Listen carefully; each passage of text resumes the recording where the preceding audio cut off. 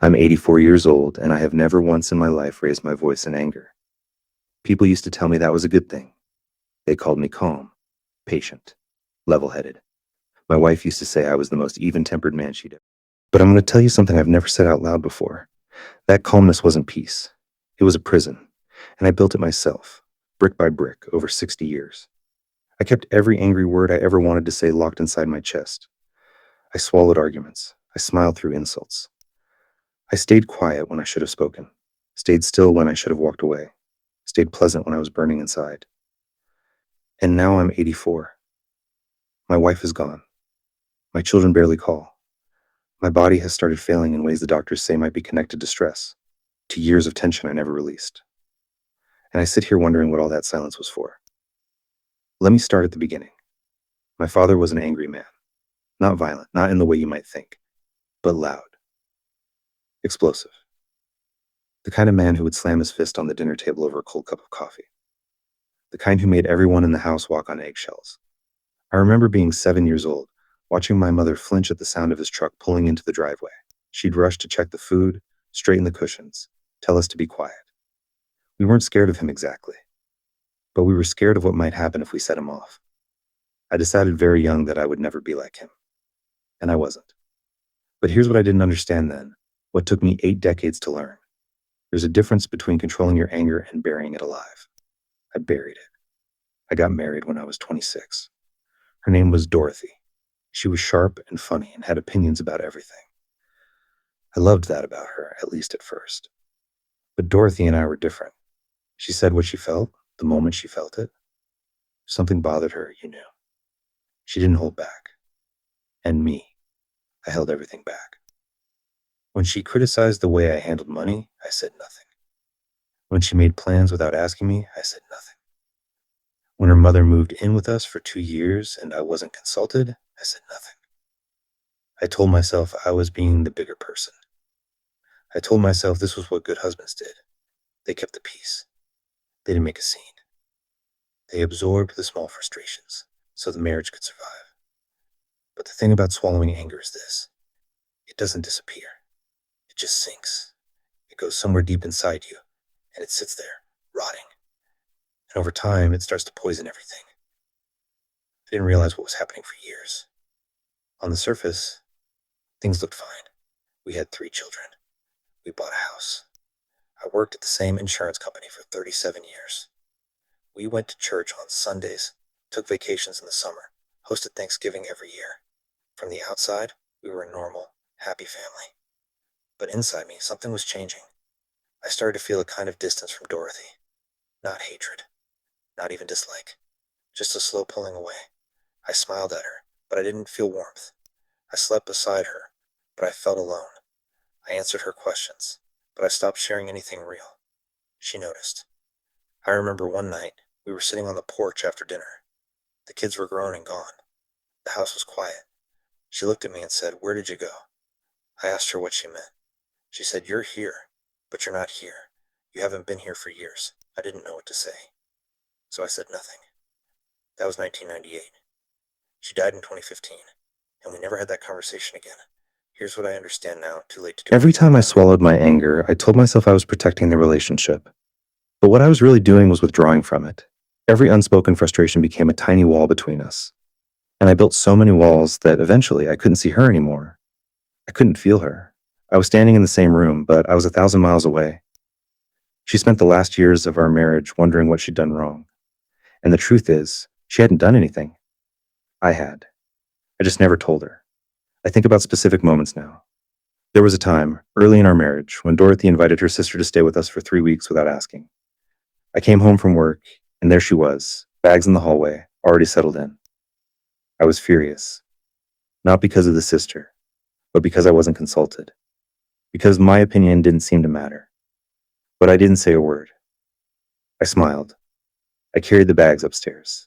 I made small talk at dinner. And that night, something in me closed. A door I didn't even know existed.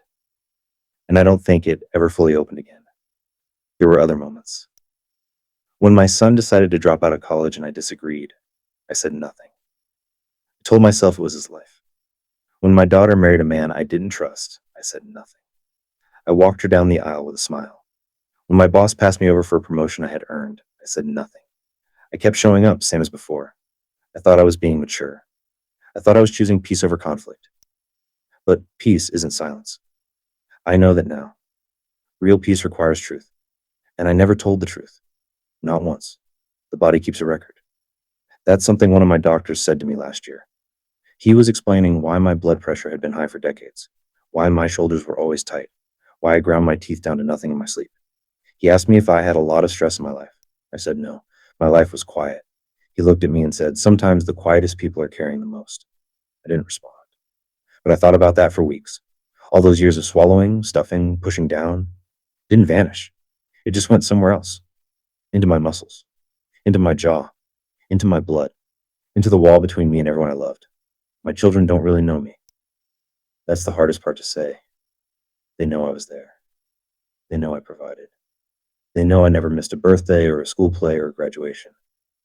But they don't know what I thought, what I felt, what I wanted. They don't know that I dreamed of moving to the mountains when I retired, but never said so because Dorothy loved the city. They don't know that I resented how much time we spent with her family and how little with mine. They don't know that there were days I wanted to scream, to argue, to fight for something I believed in, and I didn't. They only know the quiet man who smiled and nodded and let everyone else steer. And now they're in their 50s, and we talk like strangers. Polite. Surface level. Once a month, if that. I don't blame them. I didn't teach them who I was. I didn't show them that I had fire inside me. I let them believe I was empty, and now they treat me like I am. What I would give to go back. Not to explode. Not to become my father. But to say just once, "This matters to me." To sit across from Dorothy and tell her, "I need to be heard. I need to matter. I'm angry, and I don't know what to do with it, but I don't want to pretend anymore."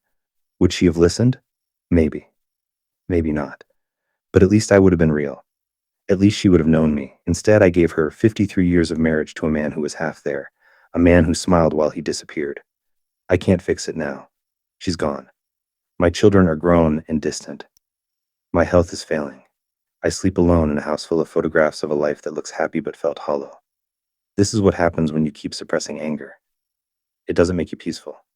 It makes you absent. It doesn't protect your relationships. It empties them. The anger doesn't go away. It just turns inward. It becomes sadness, bitterness, loneliness. And one day you wake up at 84 and realize you spent your whole life being quiet and no one ever really heard you because you never spoke. If you're listening to this and you recognize yourself, I want to say something to you. Your anger is not evil. It's information. It's telling you something matters. Something's wrong. Something needs to change. You don't have to scream. You don't have to hurt anyone. But you have to let it out. You have to say the thing. You have to be known. Because the alternative isn't peace. The alternative is disappearing slowly, while everyone watches and wonders where you went. I used to think my father was the cautionary tale, the angry man who made everyone afraid. But maybe I was just as lost, just in a different direction. He let his anger control him. I let mine erase me. Neither of us knew what to do with it, and neither of us ever learned to speak honestly about what we felt. I'm 84 years old. My hands shake now. My eyes aren't what they used to be. I get tired by noon. Some mornings I sit in the kitchen for an hour before I remember to eat. But I'm still here. And for whatever time I have left, I'm trying something new. I told my son last month that I wished we were closer. He didn't know what to say, but he called again the next week. I told my daughter that I didn't always agree with her choices, but I was proud of who she'd become. She cried. So did I. Small things, late things, but real things. I don't know if it's enough. I don't know if anything can undo 60 years of silence, but I know this. I'm not swallowing it anymore. I'm not going to leave this world with my words still stuck in my throat. If something meant anything to you in what I said, I hope you'll think about it. Not for me. For the people you haven't been honest with. For the version of yourself you've been hiding. Let them see you. Even the angry parts. Even the